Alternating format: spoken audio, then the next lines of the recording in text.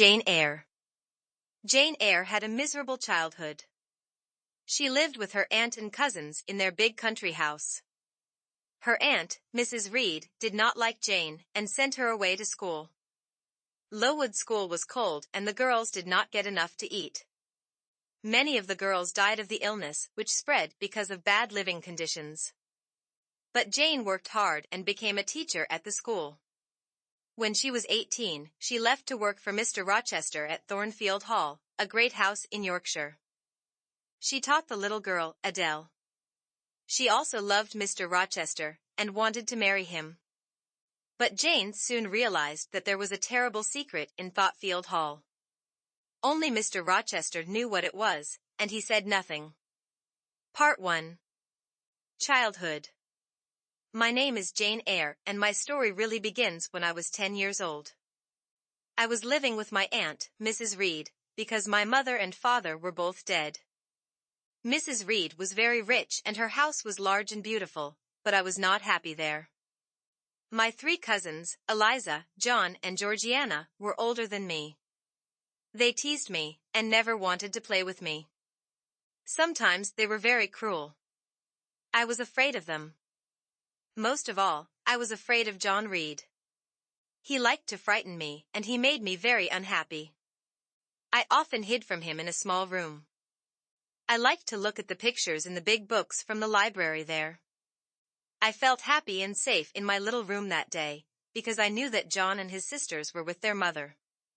But then John got bored and decided to look for me. "Where's Jane Eyre?" he shouted. I kept very quiet and hoped he would not find me, as he was not a clever boy. But his sister, Eliza, soon found where I was hiding. "Here she is," she called, and I had to come out. John grinned unpleasantly when he saw me. "What do you want?" I asked him. He made me stand in front of him. He stared at me for a long time, and then, suddenly, he hit me. "Now go and stand by the door," he said. Now I was really frightened. I knew that John was going to hurt me. I went and stood near the door. "I'll teach you to take our property," said John Reed, and he picked up a large, heavy book. At first I didn't know what he was going to do. Then he lifted his arm and I realized that he was going to throw the book at me. I tried to get out of the way, but I was too late. He threw the book straight at me, it hit me on the head, and I fell. "You wicked and cruel boy," I shouted. "Why do you want to hurt me?" I touched my head. There was blood on it. "Look what you have done," I cried. My words just made John angrier. He ran across the room towards me, and began to hit me again and again. I was very frightened, so I hit him back. I don't know what I did to John Reed, but it hurt him. He started to call for his mother. Mrs. Reed heard the noise and hurried into the room. She didn't seem to see the blood which ran down from my face. "Jane Eyre, you are a bad girl," she cried. "Why are you hitting poor John, who is always so good to you?" No one listened when I tried to say what John had done to me. Mrs. Reed told 2 servants to take me away. "Take her to the Red Room and lock the door," she told them. The Red Room was cold and dark. A servant had told me that Reed's husband had died in the room. Nobody ever went there at night. I was very frightened. I cried for help, but nobody came. "Please help me," I shouted. "Don't leave me here alone." Nobody came. I cried for a long time. I was more terrified with every minute that went by. Then everything suddenly went black, and I think that I fainted. I remembered nothing after that. When I woke up, I was in my own bed. My head was hurting. The doctor was sitting beside the bed. I felt very glad that someone who was not part of the Reed family was in the room with me. "What happened to me?" I asked him. "You are ill, Jane," the doctor answered. "The servant says that you have cried a lot." "Why did you cry so much?" "I cry because I am miserable," I replied. The doctor looked puzzled. What made you ill yesterday? He asked the servant. She fell, sir, was the reply. I could not waste this opportunity. I wanted the doctor to know the truth about my life with Mrs. Reed and my cousins. I was knocked down, I said. But that did not make me ill. I was shut up in a dark, cold room until after dark. The doctor sent the servant away, and then he asked me, "Are you happy here with your aunt and Cyassins?" "Yes, I am," I told him. "I'm very happy." The doctor looked at me kindly. "I see," he said. "Would you like to go away to school?" "Oh yes, I think that I would," I answered. The doctor looked at me again for a long time, and then went downstairs to speak to Mrs. Reed. Much later, Mrs. Reed came to see me and told me that she had decided to send me to school. And a few days later, I left my aunt's house to go to school. I knew that Mrs. Reed and my cousins were glad to see me leave. They did not want me to go back for holidays. I had lived with them for as long as I could remember, but I was not really sad to leave. Perhaps I'll be happy at school, I thought. Maybe there will be someone who likes me. I could find some friends there. Part 2. Lowood School. I started my journey to Lowood School in January. The weather was cold, windy and rainy, and it was dark when I arrived. Lowood School was very large, but it was very different from Mrs. Reed's house. It was cold and forbidding. A teacher took me into a wide, long room which was full of girls. There were about 80 of them. Their ages were from about 9 to 20. They all wore ugly brown dresses. It was time for supper. There was only water to drink, and a small piece of bread to eat. I drank some water because I was thirsty, but I was too tired to eat anything. After supper I went upstairs to bed with other girls. The teacher took me into a very large room with many beds in it. All the girls slept in this one room, and there were 2 girls in every bed. It was very early when I woke up next morning. It was dark outside, and the big room was very cold. We had to wash ourselves in ice-cold water, and then put on our brown dresses. Then we went downstairs to the classroom for the start of the early morning lessons. I was very hungry, and it seemed a long time before it was time for breakfast. There was a terrible smell of burnt food. All of the girls were hungry, but the food was too badly burnt for us to eat. We all left the dining room feeling cold and miserable. Lessons began again at 9 o'clock. I looked at the other girls and thought how strange they seemed in their ugly brown dresses. Some of the girls were almost young women, and the dresses looked even more odd and out of place on these big girls. I did not like the teachers. They seemed to be very strict and unfriendly. Miss Temple, the head teacher, came in to see us at 12 o'clock. Her face was very pretty, and she seemed to be kinder than the other teachers. "I have something to say to you all," she said. "I know that you could not eat your breakfast this morning, so I have decided that you will have bread and cheese for lunch." The other teachers looked surprised. "I'll pay for this meal myself," Miss Temple told us. The girls were all delighted. After we had eaten our lunch, we went out into the garden. It was very cold, and our brown school dresses were too thin to keep us warm in the winter weather. Nearly all of the girls looked cold and unhappy. Some of them looked very ill. I walked around the garden and hoped that someone would speak to me, but no one did.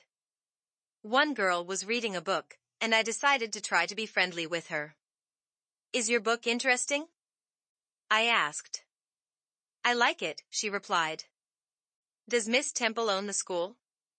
I asked. "No, she doesn't," the girl answered. "A man called Mr. Brocklehurst owns the school. He buys all our food and clothes." This girl was called Helen Burns. I liked her immediately, even though she was older than me. I knew she would be my friend. I asked Helen a lot of questions about the school. She told me that some of the girls were ill because they did not get enough to eat, and they were always cold. Mr. Brocklehurst was not a generous man. He bought clothes for the girls which were not warm enough for the cold winter, and there was never enough food to eat. Only very strong girls could stay well when they had to live in these harsh conditions. In the spring of that year, many of the girls became ill.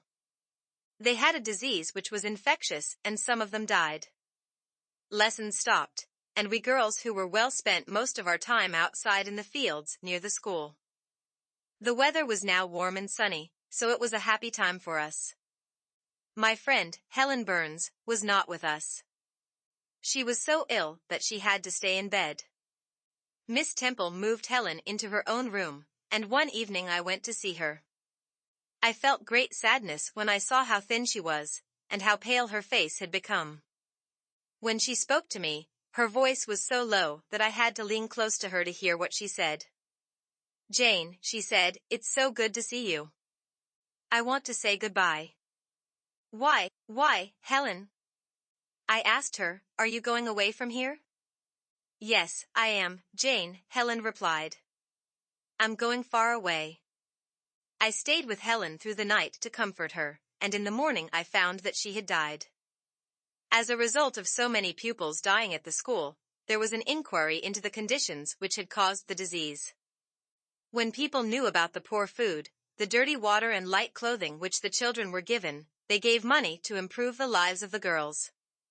Lowood School was a much happier and healthier place from that time on. Part 3. Thornfield Hall. I stayed at school until I was 18, and for the last 2 years I was a teacher. I then decided that I wanted to see more of the world, and so I advertised in a newspaper for a job. In my advertisement, I said that I was a young teacher who wanted to work as a governess to a family. I waited a long time for an answer. Then, at last, I received a letter from a lady, Mrs. Fairfax, who lived at a place called Thornfield Hall. She wanted a governess for a little girl. I packed all my things into a small bag and set out to start a new life. I was very excited when I first saw the house in which I was going to work. It was very large, but it seemed very quiet. Mrs. Fairfax was waiting for me at the doctor. She was an old lady with a kind face. "I am pleased to see you, Miss Eyre," said Mrs. Fairfax. "You must be tired after such a long journey. Sit down and rest. You will meet Adele later." "Is Adele my student?" I asked. "Yes, she is 9 years old. She is a little French girl, and Mr. Rochester wants you to teach her English." "Who is Mr. Rochester?" I asked. "Mr. Rochester owns Thornfield," she replied. "I only work here. I am the housekeeper." Where is Mr. Rochester now?" I asked. "He is away," she said. "He does not come very often to Thornfield. I never know when he will return." Next day I met Adele. She was a very pretty little girl, and at first I talked to her in French. I began to teach English, and I was glad that she enjoyed her lessons. I liked Adele, and I liked Mrs. Fairfax, too. I was happy at Thornfield, although it was very quiet. Sometimes I was a little bored, but everyone was very kind to me. One afternoon I walked to the village to post a letter for Mrs. Fairfax. It was winter, and the weather was very cold. There was ice on the road. As I walked back to the Thornfield Hall, I heard the sound of a horse on the road behind me. I stood aside to let the horse go past. The rider did not see me. He was a stranger with dark hair. Suddenly the horse slipped and fell down on the ice. The man was lying in the road. As I ran forward to help, he struggled to get up. "Are you hurt, sir?" I asked. For a moment, the stranger was not able to answer me. Then he looked at me in surprise. "Can I do anything to help?" I asked again. "You can stand on one side while I catch my horse," he replied. But the horse managed to get up by itself, and I realized that it was the stranger himself who was hurt. He tried to stand up, but his injured leg was hurting too much. I helped him to get back onto his horse, and he rode away without thanking me. "Who is he?" I asked myself. He is not very handsome and not at all polite, but he looks interesting. I would like to know him. When I arrived back at Thornfield, everyone was very excited and busy. I asked Mrs. Fairfax what was happening. Mr. Rochester has returned, she said. But he may go away again soon. He wants to see you and Adele, Miss Eyre. Go and put on your best dress. He will see you after dinner. After dinner, I took Adele to see Mr. Rochester in his room. When I entered the room, I stopped in surprise and stared at the man who was sitting in the chair. It was the man who had fallen from his horse. The interesting stranger was Mr. Rochester. Mr. Rochester decided to stay at Thornfield for a while. He was busy all day, but sometimes he talked to me in the evening. He did not smile or laugh very often, but he was an interesting man, and I was very happy when I was with him. I liked my life at Thornfield. One night, long after I had gone to bed, I woke up suddenly. It was very early in the morning. I thought that I heard something unusual. Everything was silent, but I listened very carefully, and I heard the sound again. Someone was moving about outside my room. Is anyone there? I called. There was no answer. I felt worried and very frightened. But the house was silent again, and after a while, I tried to go back to sleep. But then I heard a laugh again. It was a terrible, cruel sound, which made me quite cold with fear. There was a sound of footsteps walking away, and going up the steps to the attic. I could not sleep after that. I put on my clothes and went to find Mrs. Fairfax. I heard nothing now, but suddenly I realized that I could smell smoke. It was coming from Mr. Rochester's bedroom. I ran into the room and saw that his bed was on fire. I tried to wake him, but he did not move. I looked around the room, looking for something to put out the fire. I saw a large jug of water on a small table. I picked it up and threw the water onto the burning bed. Then, Mr. Rochester woke up. What's happening? He cried. Is that you, Jane? What is wrong? You must get up, Mr. Rochester, I said. Your bed was on fire, but I have to put it out now. He got out of bed very quickly. The water was everywhere and there was still smoke from the fire. Jane, you have saved my life, he said. What made you wake up? How did you know about the fire? I told him about the noise I had heard outside my room, and the strange laugh. Mr. Rochester looked upset and angry. I must go upstairs to the attic, he told me. Stay here and wait for me. Do not leave the room. Don't tell anyone what has happened. I waited in the room for a long time. At last, Mr. Rochester came back. Go back to bed now, Jane, he said. Everything is all right. You are quite safe. Next day, I asked Mrs. Fairfax, who lives in the attic. A woman called Grace Poole, she answered. She is one of the servants. She's a little strange. I remembered Grace Poole. She was a large, silent woman who did not speak to the other servants in the house. Perhaps it was Grace Poole who wandered around the house at night and laughed outside my door? In the evening, when Adele had finished her lessons, I went to talk to Mrs. Fairfax. Mr. Rochester left the house early today, she told me. He sees that he is going to stay with friends. He didn't say when he will come back. The house was very quiet while he was away. Mr. Rochester stayed with his friends for a few weeks, and I continued to teach Adele her lessons. I did not hear the strange laugh again.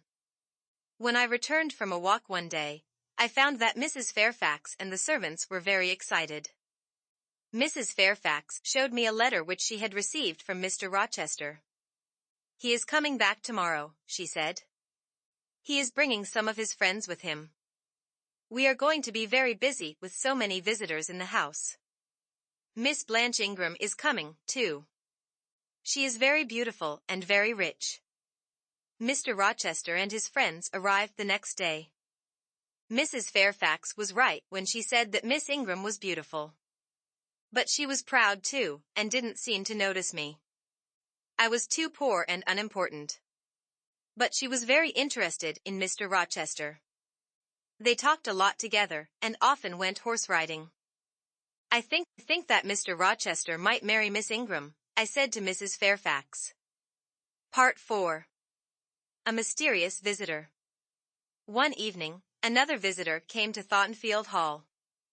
He was a well-dressed young man with dark hair. He said his name was Mr. Mason, and that he and Mr. Rochester were old friends. But Mr. Rochester looked alarmed when he saw him. His face turned white.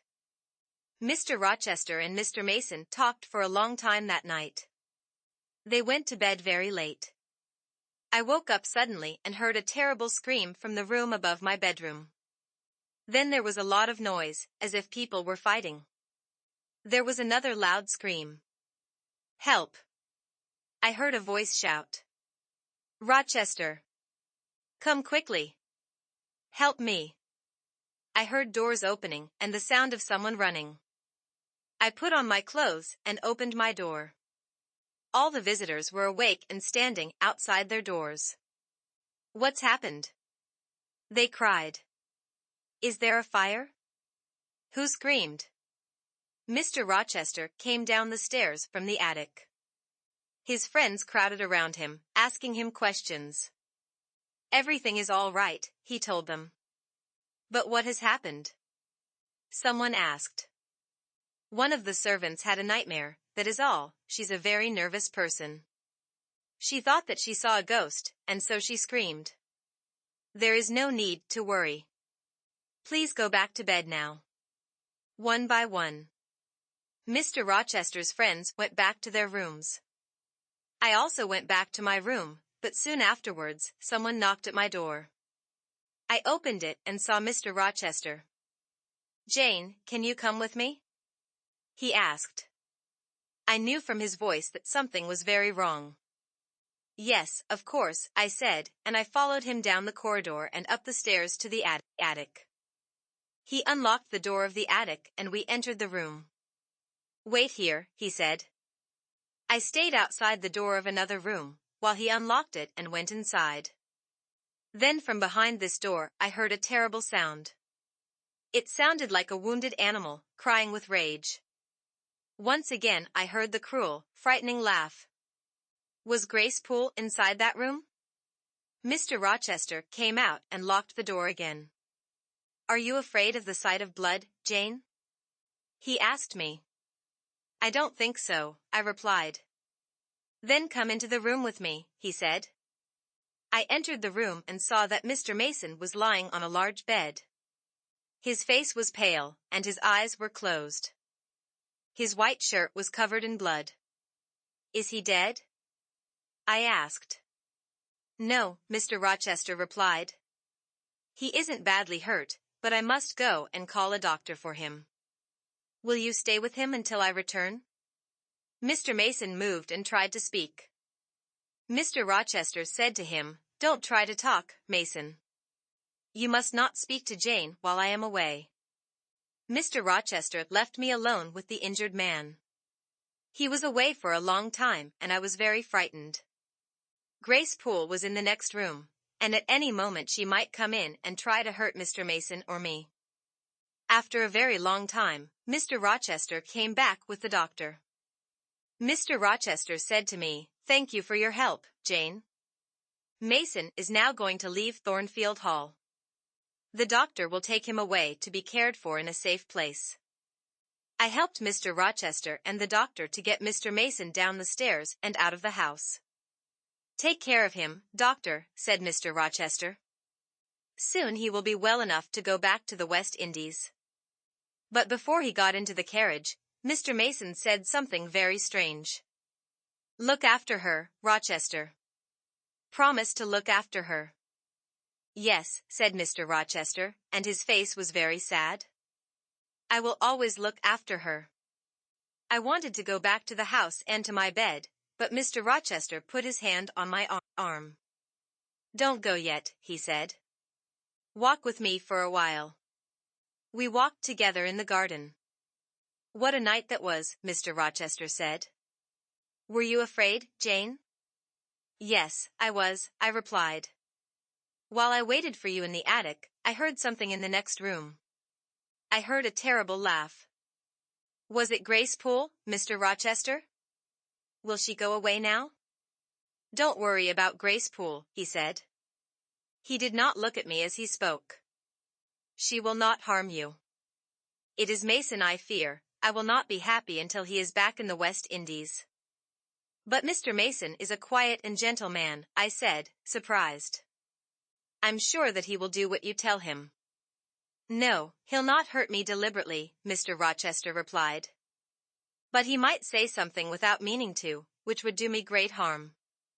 I was surprised when I heard this. Then you must tell him to be careful about what he says, I said. Mr. Rochester turned to look at me, and he laughed. It is not that simple, Jane, he said. We went back into the house together. Part 5. Mr. Rochester proposes. Later that day, I received a letter which greatly surprised me. Mrs. Reed, my aunt, was dying, and she wanted me to go and visit her. I set off at once on a long journey to her home. When I got there, I was told that my cousin John had died. My aunt was very ill. At first she could not speak to me. But one day, as I was sitting by her bed, she showed me a letter. It was from my father's brother, who lived in Madeira. This is what it said. Dear Mrs. Reed, I am looking for my brother's daughter, Jane Eyre. I am now a rich man, and I have no children of my own. I want Jane Eyre to live with me. Can you help me to find my niece? Yours sincerely, John Eyre.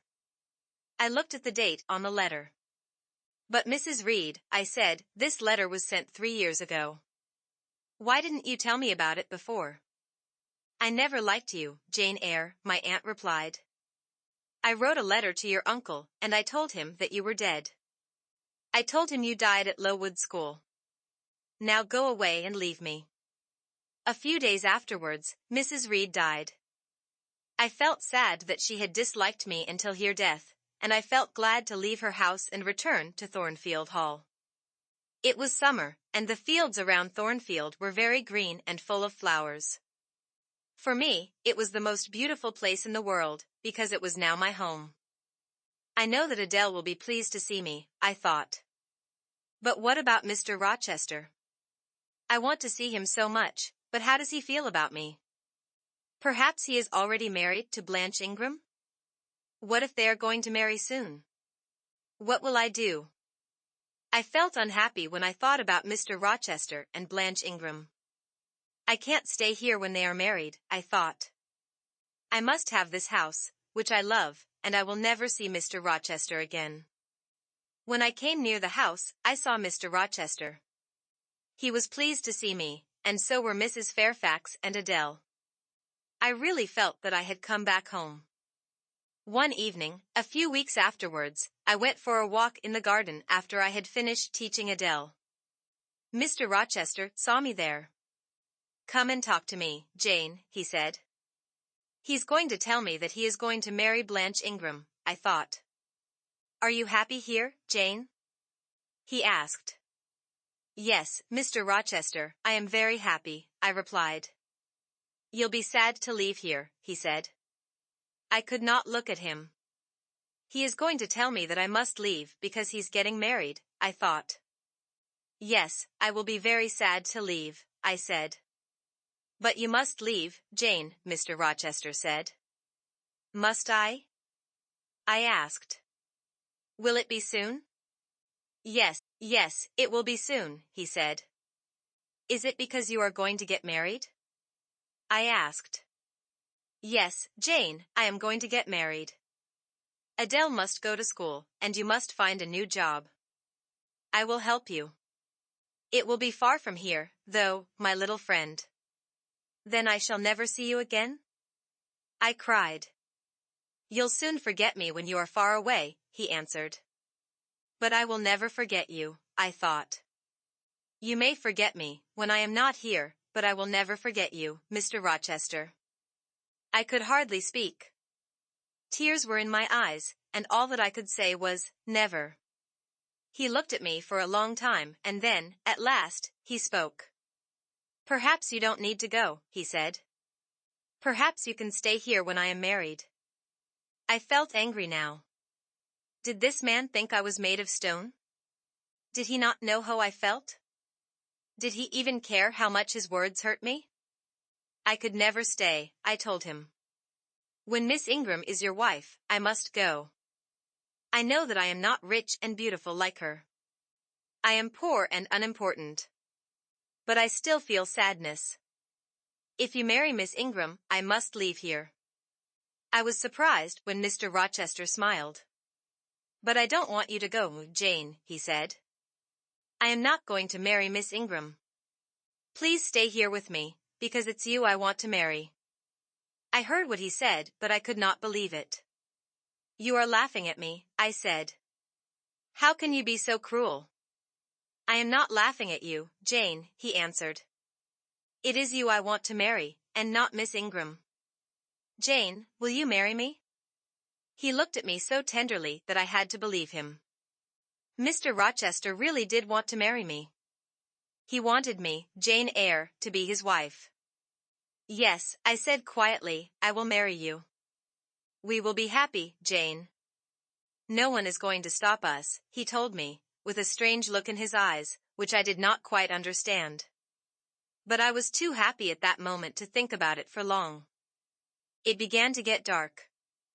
The weather changed, and a strong wind started to blow.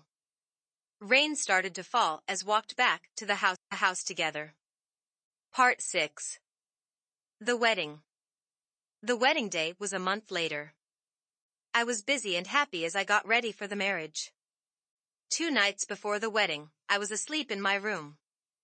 My wedding dress was in the room with me. The night was windy, and the wind made a strange noise.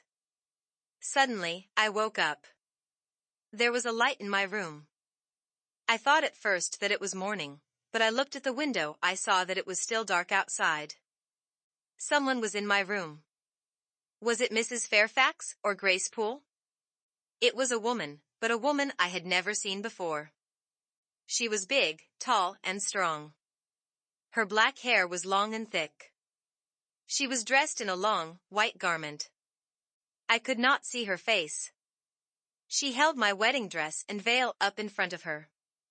She looked at her reflection in the mirror, and it was then that I saw her face. It was the most terrible face. She had large red eyes and her skin was purple. She looked angry and dangerous. I felt great fear. Then she took my veil and tore it to pieces. She threw the pieces down on the floor and went over to look out of the window. Then she turned and started to come towards my bed. I was so frightened that I was unable to move. I couldn't even scream for help. She is going to kill me, I thought. But then the light disappeared, and the room was dark once more. I woke up in the morning. The sun was shining in through the window, and at once I remembered the strange woman. I thought at first that I had had a bad dream. Then I saw my ruined veil, lying on the floor, torn to pieces. It was true. The strange woman was real. Mr. Rochester looked very worried and was silent for a long time when I told him about the woman, but he just said, "You had a bad dream, Jane. It was probably Grace Poole who tore your veil, but you dreamt that it was a stranger." I could not believe that the strange woman had been just a dream, but I said nothing. That night, the night before the wedding, I slept in Adele's room. The next day, we went to the church for the wedding. In the church, while the clergyman was speaking, someone threw open the church door and said, "Stop the wedding. It cannot go on. Mr. Rochester already has a wife. He is married to my sister." All the people in the church turned to see who was speaking. It was Mr. Mason, the visitor from the West Indies, with 2 other men. What was he talking about? How could Mr. Rochester be married? My heart turned cold. I could not believe that this was happening on my wedding day. But where is Mr. Rochester's wife? Asked the clergyman. Why haven't we seen her? She lives at Thornfield Hall, Mr. Mason replied. She is alive. I saw her recently. Mr. Rochester struggled to speak. His face was white and distressed. At last he said, It is true. My wife is living at Thornfield Hall. We were married 15 years ago in the West Indies, when we were both young. Her name is Bertha Mason, and she is Mason's sister. Soon after we were married, she changed. She became very strange, and then she became mad and dangerous. She attacked me, and anyone who came near her. Last April, she tried to kill her own brother. She has a nurse, Grace Poole, who looks after her at Thornfield. I have told on one else that she is my wife. This young woman, Jane Eyre, knows nothing about her. Mr. Rochester's face was sad. Come with me, and I will take you to see her. We were all silent as we walked from the church back to Thornfield Hall. Mr. Rochester took us up to the attic and unlocked the door. Grace Poole was there, and in the room, too, was the frightening, terrible woman that I had seen in my bedroom. She was the person who had the cruel laugh. She was the one who had set fire to Mr. Rochester's bed, who had tried to kill Mr. Mason, and who had ruined my veil. Yes, she was mad, but she was also Mr. Rochester's wife. I knew that I could not marry him. Although I felt sorry for Mr. Rochester, I knew that I must leave my home, Thornfield Hall, forever. I put a few clothes into a small bag. I took a little money, and quietly left Thornfield Hall early the next morning. I told no one that I was going, and no one saw me leave. Part 7. New friends. I wanted to travel as far away from Thornfield as I could, so I spent all my money on a journey which took 2 days and nights. I arrived at a place where there were no towns or villages. There were very few houses. I had no money, and I was cold, tired, and hungry. It was dark now, and I could see a light in the window of a house. I looked through the window. There were 2 young women in the room. I thought that they looked kind, so I knocked on the door. It was opened by a servant. Who are you? She asked. What do you want? I'm alone in the world, and I have no money or food, I told her. I'm tired and hungry. Please, can you help me? The servant stared at me. She did not look very friendly. I'll give you some bread, she said. But then you must go. You can't stay here. She came back and gave me the bread, and said, Now go away. But I was too tired. I sat down outside the door of the house. There is no one to help me, I said. I will die here. I didn't know that someone was watching and listening to me. You are not going to die, a voice said. A tall, handsome young man was looking down at me. Who are you? He knocked on the door, and the servant opened it again. Who is this young woman, Hannah? He asked. I don't know, sir, the servant replied. I gave her some bread and told her to go away. She can't go away, Hannah, the young man said. She is too ill. We must take her inside and help her. They took me into the house, where it was warm and comfortable. The 2 young women asked me my name. I am Jane Elliot, I told them. I didn't want to tell them my real name in case Mr. Rochester tried to find me. I wanted to start a new life. My kind new friends took me upstairs to a bedroom, where I slept for a very long time. When I woke up, I felt much better. I was soon well enough to talk to the people who had been so kind to me. The names of the 2 young women were Diana and Mary Rivers. He was a clergyman. He had fair hair and blue eyes, and was very good-looking. But his face was always serious, and he did not often laugh or smile. He planned to go to India to work. Diana and Mary were much friendlier than their brother, but I didn't want to tell them about Mr. Rochester. I have no family of my own, I said. My parents are dead. I went to Lowood school, and after I left I went to work as a governess. I had to leave suddenly, but I have done nothing wrong. Please believe me. Don't worry, Jane, we believe you, said Diana. Don't talk any more now. You are tired. You will want to find some work, said St. John. Yes, and as soon as possible, I replied. Good, he said. Then I will help you.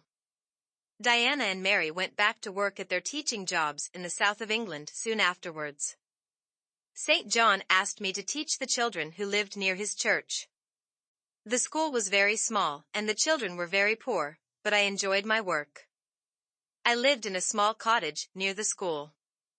I did not have much money, and I saw very few people, but St. John often came to see me, and gave me books to read. My life was very quiet, but I was happy, except for when I thought about Mr. Rochester. I knew that I would always love him. Part 8. Jane makes a choice. One evening St. John came to my house to see me when I was just finishing painting a picture. He looked closely at some of my other pictures. Then he tore a piece of paper off the bottom of one of the pictures and put it in his pocket. I waited for him to say something, but he remained silent. How strange he is, I thought. Even though it snowed next day, and the weather was very cold, St. John came to see me again. I was very surprised to see him.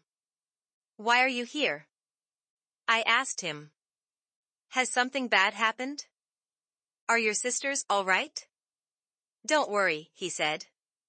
Diana and Mary are both well. St. John sat down beside the fire and said nothing for a long time. I wondered what had made him come to see me on such a cold, dark night. At last, he spoke. Jane, I know your story, he told me. I know about your parents, and Mrs. Reed. I know about your time at Lowood and about Rochester. I also know about Mr. Rochester's wife. I know why you came here with no money. Mr. Rochester must be a very bad man, he said. No, no. I cried. He isn't bad. I have had a letter from a man in London, called Mr. Briggs, who is looking for someone called Jane Eyre, St. John said. You say that your name is Jane Elliot, but I know that you are Jane Eyre. Look. He showed me the piece of paper from the bottom of my painting. My real name, Jane Eyre, was on it. Does Mr. Briggs know anything about Mr. Rochester? I asked. Does he know how Mr. Rochester is? I could only think about Mr. Rochester, because I still loved him. Mr. Briggs said nothing about Mr. Rochester, said St. John.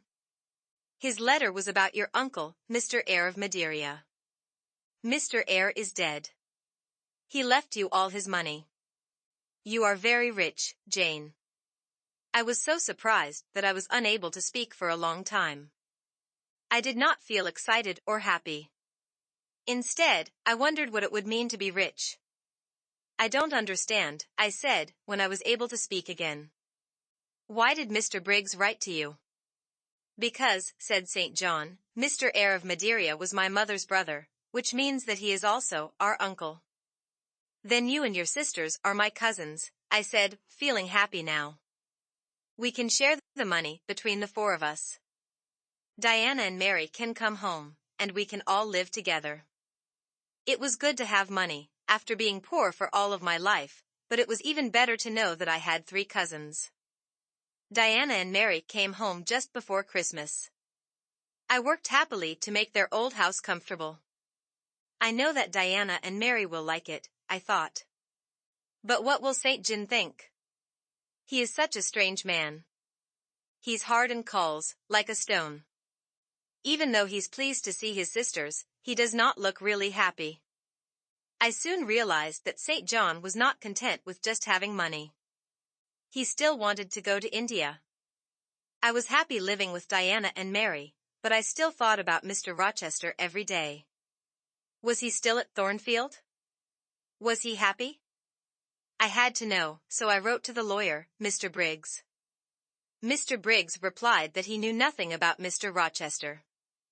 I wrote to Mrs. Fairfax at Thornfield Hall, but there was no reply. When a letter came for me at last, it was from Mr. Briggs about the money. I was so disappointed that I started to cry. St. John came into the room while I was crying. "Jane, come for a walk with me," he said. "I want to talk to you." We walked together beside the river. St. John was very quiet at first, but then he turned and said to me, "Jane, I'm going to India soon, and I want you to come with me." I was very surprised by what he said.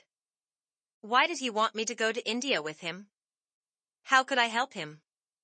I was not strong like he was.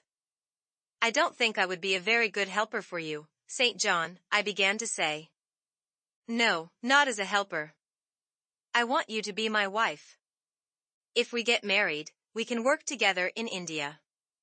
There are many poor people there who need our help."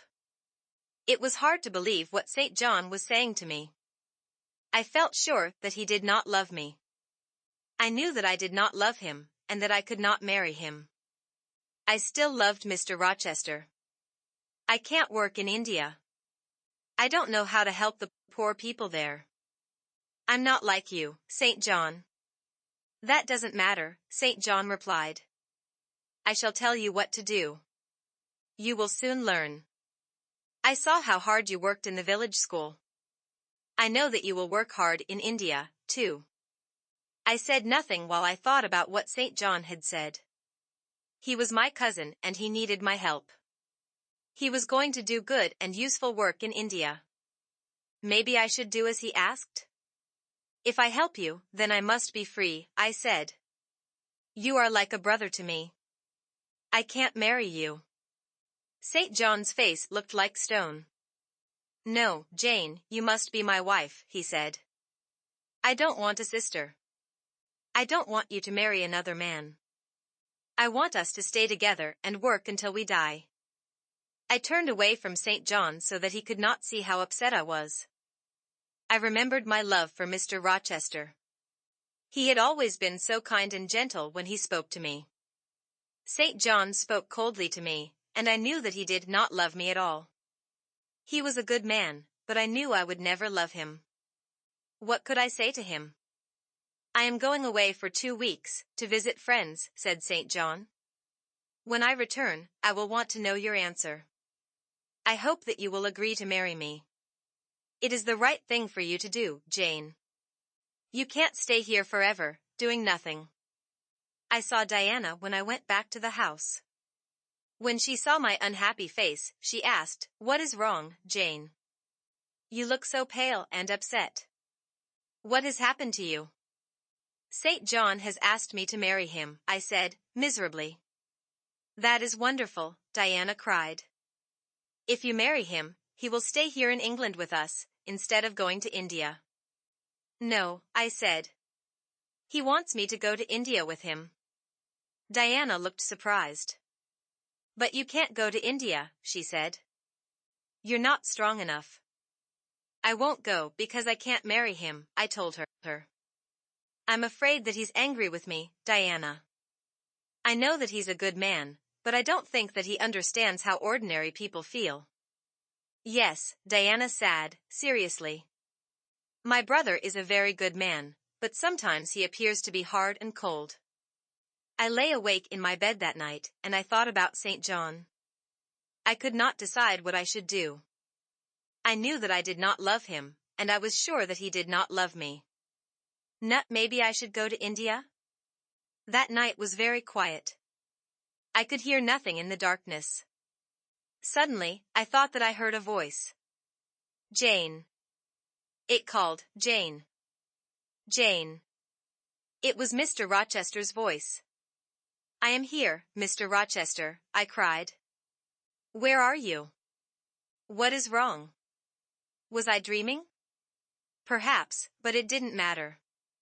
Somehow, I knew that Mr. Rochester needed me. I must go to him at once, I thought. The next day, I left once more for Thornfield Hall. It was a long journey, and I decided to walk for the last 2 miles to the house. Part 9. Return to Thornfield. I was so excited to think that I was going to see my old home again. The trees and the road were just the same as when I left. I arrived at the house and stood and looked. I could not believe what I saw. My beautiful home was in ruins. No one could live here now. I now knew why Mrs. Fairfax never answered my letters. The walls of the house were still standing, but the roof had gone.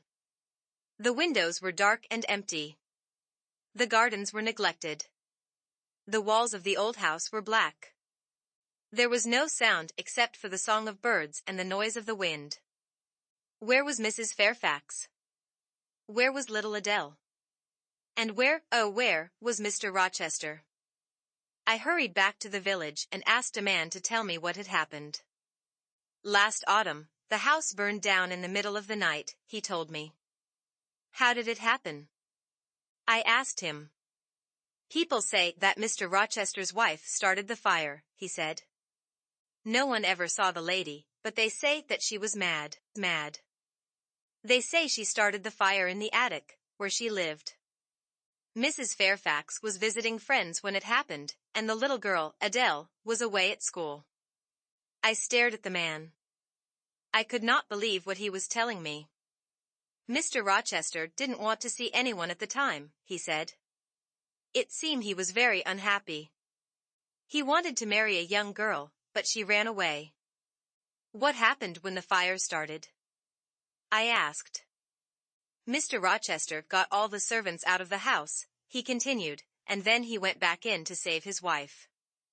I saw her standing on the roof. She was waving her arms and shouting. Mr. Rochester tried to help her, but she would not let him. Suddenly, she fell from the roof. Did she die? I asked. Yes, she died at once, he said. And Mr. Rochester was badly injured. When he came out of the house, he was blind and had lost one hand. I had been so afraid that the man was going to tell me that Mr. Rochester was dead. I began to hope again. He was hurt, but he was still alive. Where does Mr. Rochester live now? I asked the man. He lives near here, at a quiet little place called Thornfield, he replied. He can't travel far since he was hurt. He lives with just 2 servants. He never has any visitors. I went to Thornfield at once, and arrived there just before dark. When I got near the house, I saw a man come out. I knew at once that it was Mr. Rochester. He looked so different from the man I had known. He was still tall and his hair was still dark, but his face was sad. He could not talk without help. After a few minutes, he turned and went slowly back into the house. I knocked on the door and Mary, a servant, answered it. She recognized me at once.